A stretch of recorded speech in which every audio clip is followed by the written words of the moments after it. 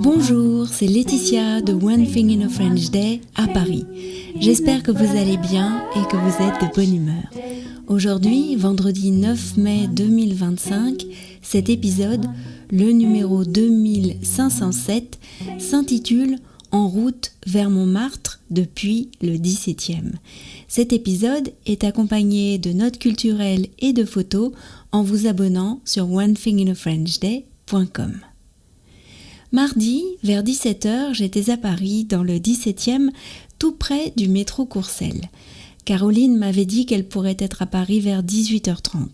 Je lui ai donc donné rendez-vous place de Clichy, dans l'idée que nous allions ensuite marcher jusqu'à Montmartre et trouver un endroit pour dîner rapidement avant d'aller voir la pièce pour laquelle nous avions pris des places. Pour me rendre place de Clichy, c'était assez simple. Il suffisait d'aller tout droit en prenant le boulevard de Courcelles. Je suis passée devant le parc Monceau et comme j'avais le temps, je l'ai traversé. Il y avait beaucoup d'enfants qui jouaient et des parents qui les accompagnaient ou qui discutaient entre eux assis sur de grandes nappes. Il faisait un peu frais, le ciel était un peu couvert, mais ça allait.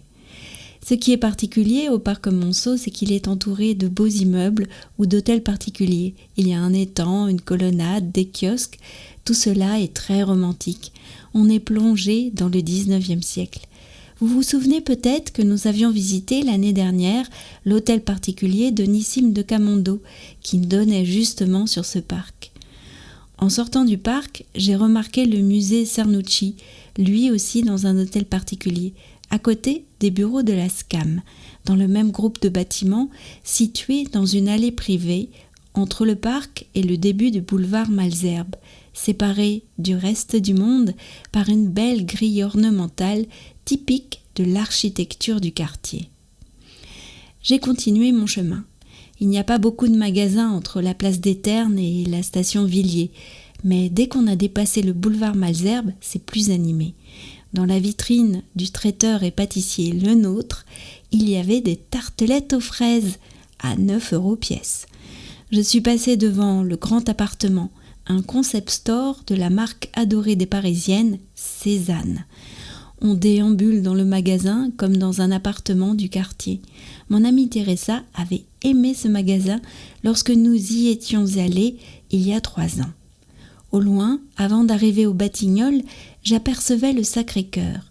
Je suis passée devant le théâtre Hébertot, là où Pietro et moi étions allés voir, il y a très longtemps, L'Homme du hasard, une pièce de Yasmina Reza.